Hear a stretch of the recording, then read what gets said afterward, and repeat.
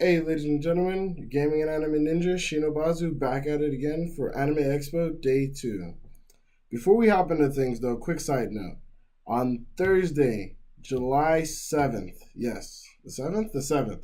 Thursday, July 7th, I'm going to be streaming Dead by Daylight. I'll start the stream about 12 p.m. Pacific time. That's about 3 p.m. Eastern, and I believe 1 p.m. Central. So come check out the stream. It'll basically be post Anime Expo stream after I've got all the videos I'm going to work on done, hopefully, and all the videos I'm collaborating with other people on done. And pretty much will be me, a couple friends, mostly just me, but some friends will stop in from time to time throughout the day. Mainly just talking about Anime Expo, what they liked, what they didn't like, kind of a Q&A. So please come, join me in the stream. Should be a lot of fun. If you have any questions about AX or want to know more, that's the place you can ask me directly. And I'll see you guys there. Again, I should probably tell you where to go. It's going to be twitch.tv/xxshinobazu XX. I'll put it over my face and down in the description below, so go check that out. It'll be a lot of fun. Plus, if you're watching this video while I'm streaming, a little card should pop up to let you know I'm streaming as well. So, again, please come check us out. Now that that's out of the way.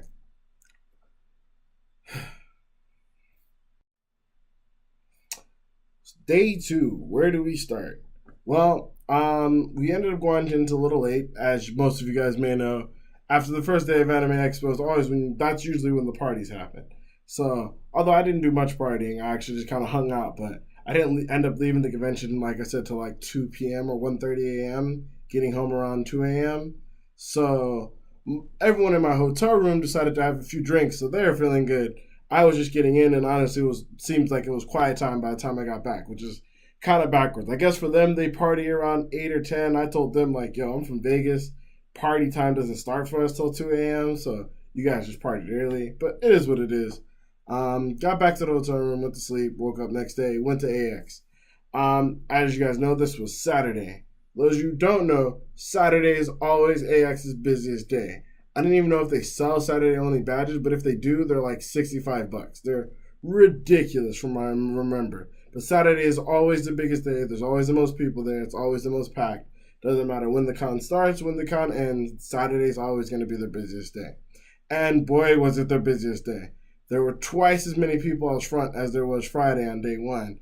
And because of all the people scrounging around or rummaging around, it still took me like another 30 minutes to get into the con, even though I'd already had my badge and everything I needed to go in.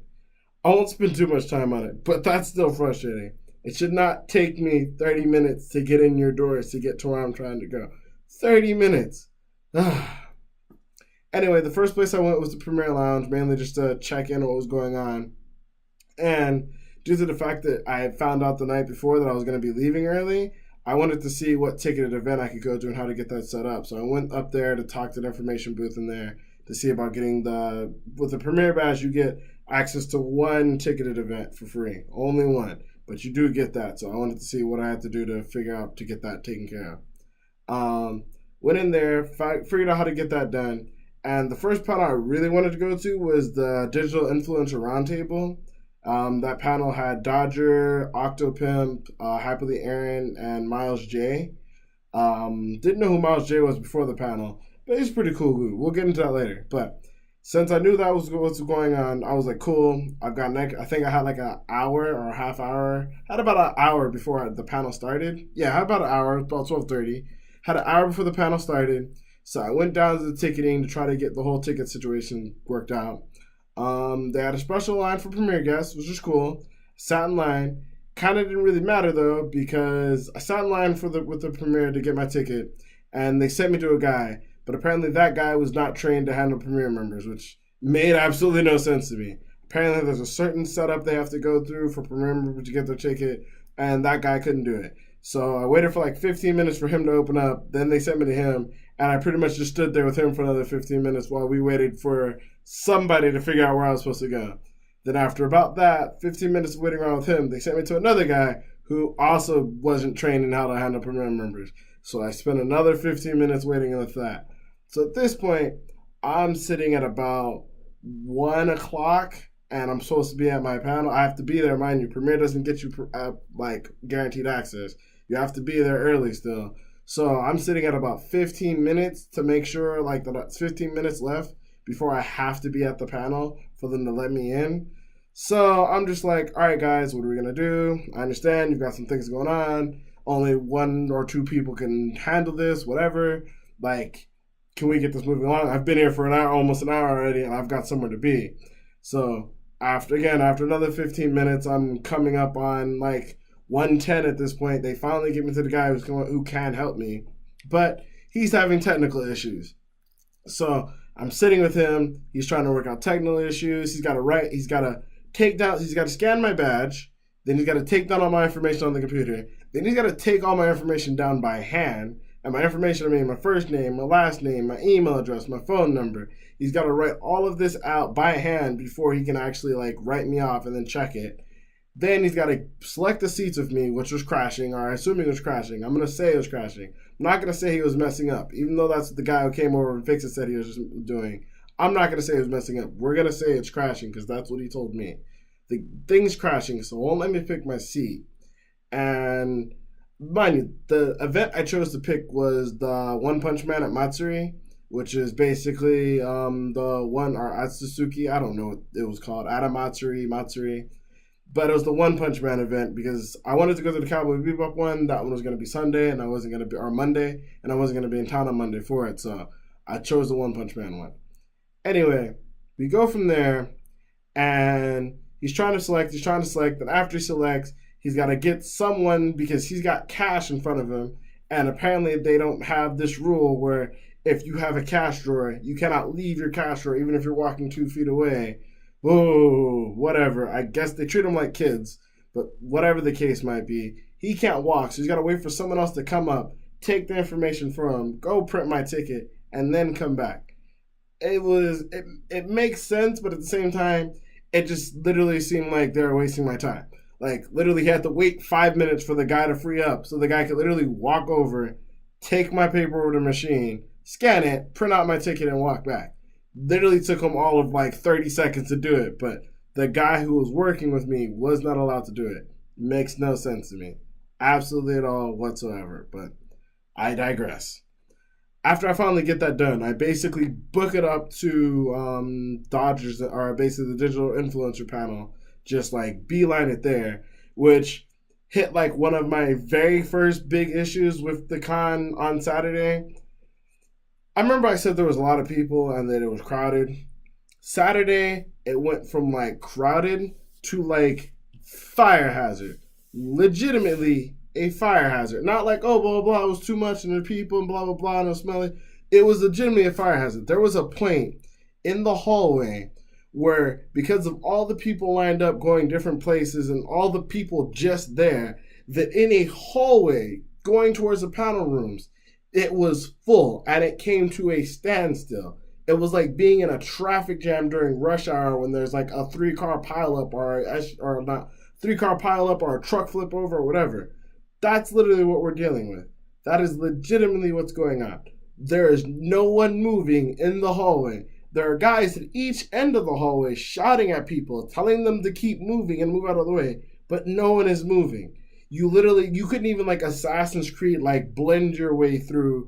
You were literally just stuck there waiting. Made no sense whatsoever. There are just too many people here. I don't understand how. I don't understand why. But it is what it is. But God. Anyway, I end up getting to the panel. And of course I'm not in time because of all the things that went wrong, possibly going wrong. I think it's Murphy's Law, whatever it is. By the time I get there, I get to the premiere line, and I pretty much just tell the people, like, oh, hey, guys, I was already inside, but I ran out to use the restroom. I'm just coming back in.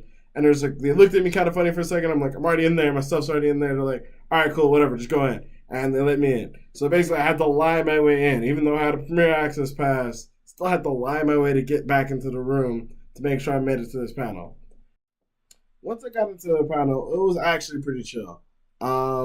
The one wild card, I guess, for me was Miles Jai, I believe. Miles Ya or Miles Jai. Not too sure who he was. I hadn't actually heard of his channel before this.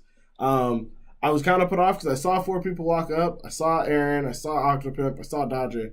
Didn't know who the Sailor Scout was. I just kind of saw someone walk up. I honestly thought it was a girl from distance because It's a Sailor Scout uniform. Wasn't expecting a dude.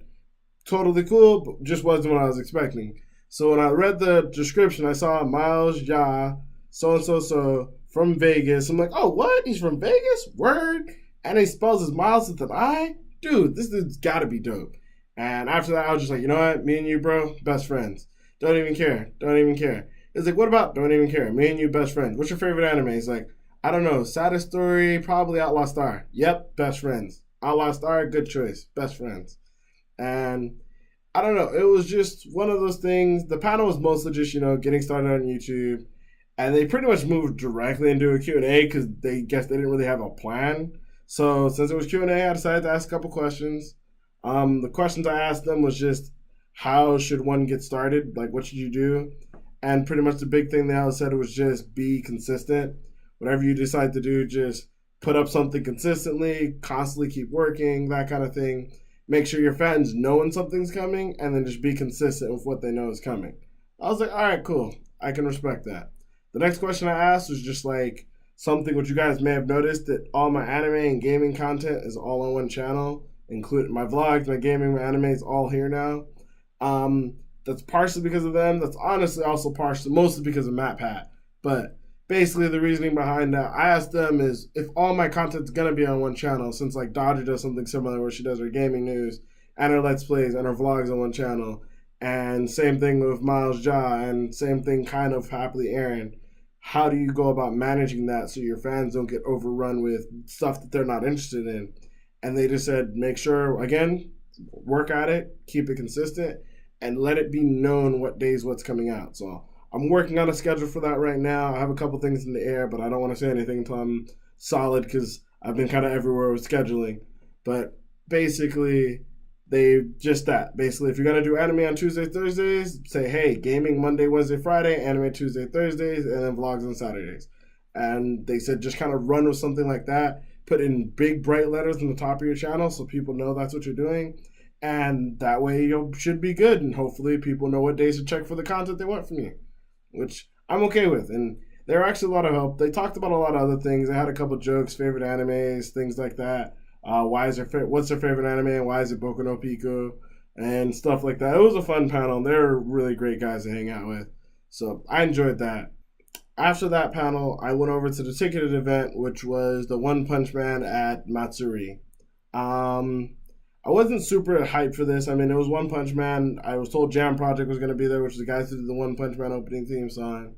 It was pretty cool, but of course, this is another one of those panels where they ran around with flashing lights and big signs saying no digital recording devices, no cell phones, no cameras, no nothing. If you are caught with them out, you will be ejected from the theater. This is in the main event hall.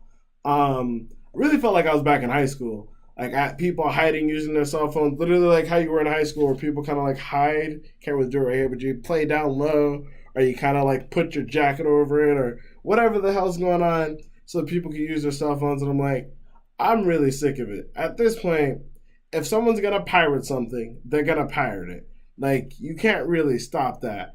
Honestly, asking people not to record something is so silly to me at this point because people are Snapchatting it. That's how you build hype for your event. People posting it on Facebook, on Snapchat, on Instagram, live streaming it. It builds hype. It's people sharing their story. Because as much as it is your event, it is their story. They didn't pay for your event. We paid to make our own story. And some people like to share their story. And you telling us we can't have our phones out or throwing us out for looking at our phones or even like replying to a text message is like barbaric. It's archaic. I don't understand. Like, if we wanted to pirate whatever you're going to show us, they're going to do it. No amount of don't pull your cell phone out is going to stop that. Sorry. It is what it is. You guys need to learn that, accept that, and move past that. Like, this is just getting old at this point. But regardless, went in there. Pretty much they played the One Punch Man theme song. Everyone got hyped because, One Punch Man. I actually thought that they were going to play it and then stop and have the band come out, but that's not what happened. Then they had a guy come out, talk to us for a little bit. I don't even know his relation, to be completely honest, to the series. I think he was just hosting. But after he came out and talked a little bit, they showed the first episode of the One Punch Man English dub, which I'll go more in detail in my thoughts of the episode when my first reactions video that I've got coming out. But personally, I felt like the dub was pretty good. I was kind of iffy on the voice actor for Saitama at first, but I feel like based on who Saitama was supposed to be and how the rest of the episode played out, I think I really liked him and I really liked the job they did. And it was a pretty cool episode. Again, what I thought they were going to do though is they played the One Punch Man theme song to play the first episode. And if you're putting on a performance and you're playing the first episode of something and you have the band there, here's an idea. What you do is you start playing the opening theme song, but instead of playing the opening from the episode, you have the band come on for the opening of the episode. You play the full song or even just a section, but since you have the live band there, let them perform to open the show or literally open the show, open for the dub. Let them do that. That would have got people so unbelievably hyped. You could have had them perform, pull them off stage. People aren't going to be mad. They're going to be hyped. They're going to be like, ah! And then they're going to be hyped. And then you pull them off the stage. Let them go back to watching One Punch Man. Everyone's like, oh my God, what is it? They're going to be talking the entire time, but they're going to be talking because they're excited, because they're enjoying your show. You did something spectacular, something they wouldn't be expecting, that made it a unique experience. You made everyone's going to get to watch the dub of One Punch Man when it comes on Toonami in 2 weeks. By you doing that, you made it, you watched the dub, but you didn't have Jam Project open the dub for you when you first watched the episode, dog. That's why mine was better. You know what I'm saying? Like, again, it's about our story. It's not about your performance. It's about our story. That's a great story to tell. And you didn't give people that story. Golden opportunity, passed it. Should have done better there. Whatever. Moving on. They played the first episode of One Punch Man. I thought it was pretty good. After that, they called the band out. They had the band perform the full song for One Punch Man, the full hero song. Really good, actually. A little bit longer than I expected to be, but really good. They didn't have them playing instruments. I don't know if the band doesn't use instruments or how that works, but they didn't have the band using instruments. Pretty much all like 6 guys, 4 or 5, 6 guys were up there, and 1 girl were all just singing with microphones, which they're all great. Like, still an amazing performance, but not too sure what else is going on there, how that band actually performs. But it is what it is. So the episode is great. Their performance was great. And then after that, I lost interest. After that, they did a Q&A session with the band, and they brought out the translator. And like, Q&As are like so hit or miss. If you've got people who are doing something and working in a field you truly care about and you need to know more, you want to learn more, Q&As can be great. Like the Digital Roundtable Q&A, I really enjoy it. But Q&As with the band, like some of the things were interesting, like they asked them how they come about writing the song for One Punch Man. And basically they gave like the lead singer, I believe, or one of the like heads of the band, they gave him the One Punch Man song. He read the first few comics. They gave him like 12 comics. He read through them, and then he went and finished One Punch Man online. And then when he ran out of One Punch Man, he's like, and then I wrote the song. When I ran out of One Punch Man to read, I made more One Punch Man. I was fueled by the punch. And I just gave it to the band, and I was like, this is great. I didn't ask them if it was great. I told them, this is great. And something like that. But that was pretty funny. But the rest of it was just kind of like, well, how did you feel about One Punch Man? Who's your favorite character in the show? Blah, blah, blah, blah, blah.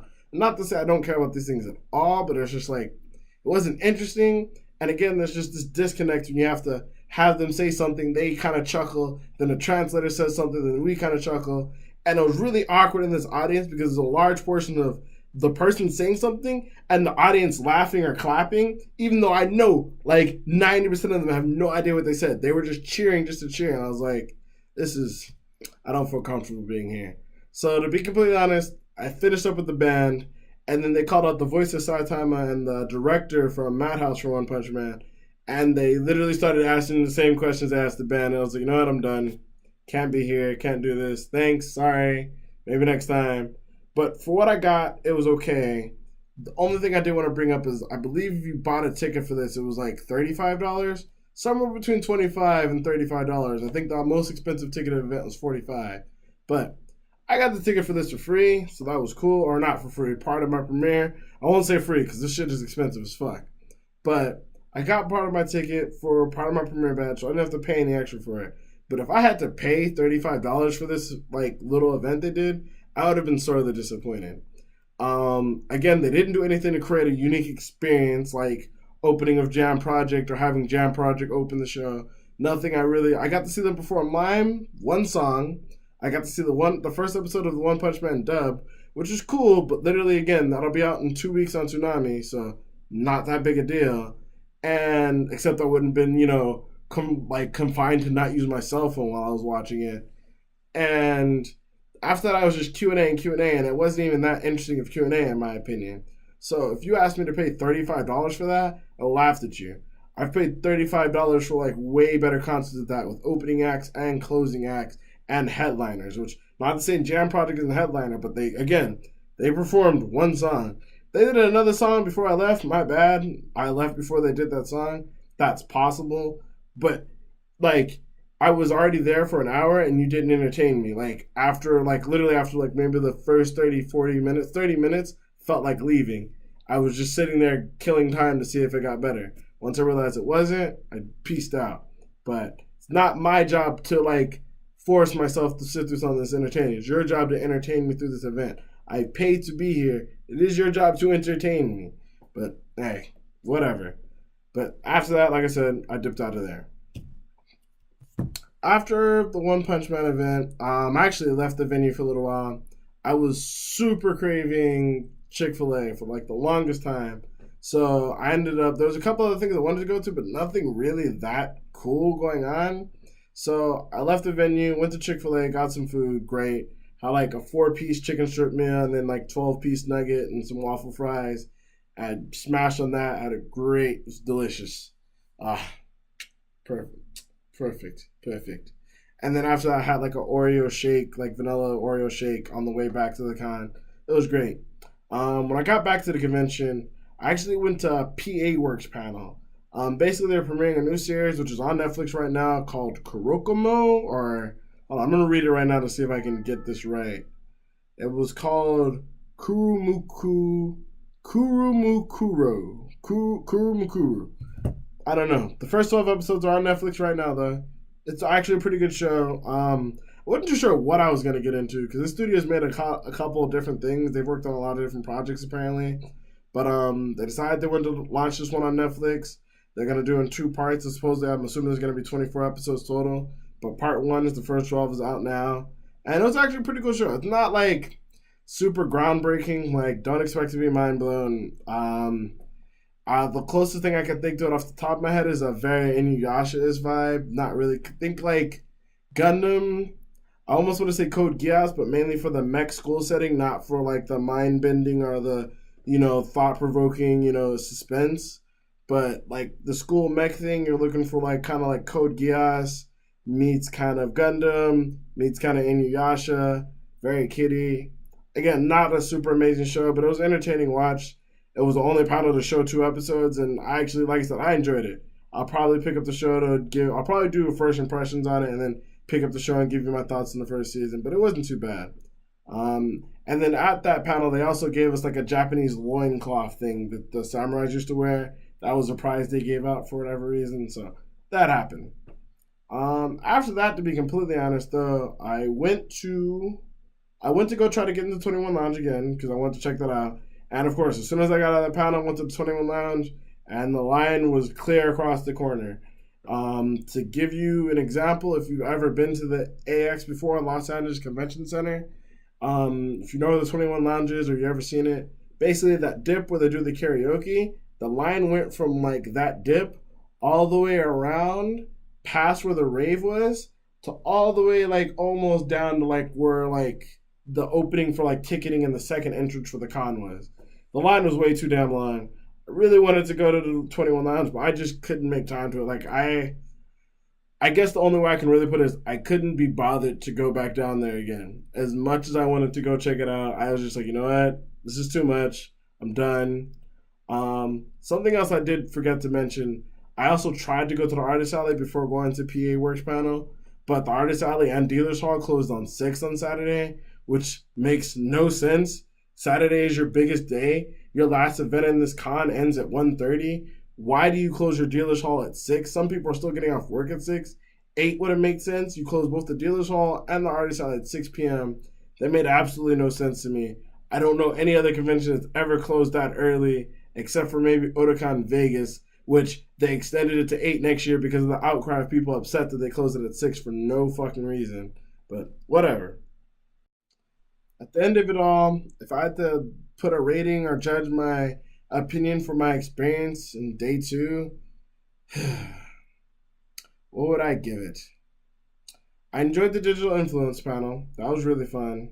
I enjoyed the One Punch Man event, kind of, sort of, not really.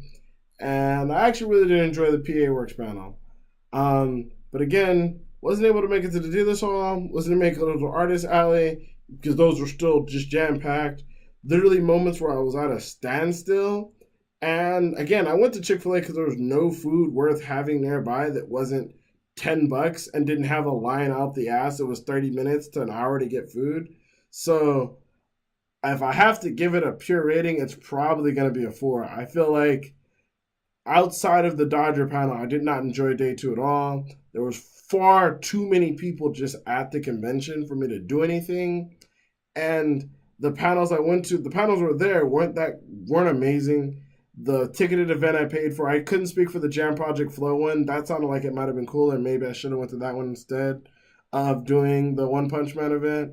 But again, nothing wowed me the entire time. So it's like, still, I had to lie to get into more event, to get into panels because lying got me into panels better than my premiere badge did. Ticketed event bored me ticketed event bored me after a while.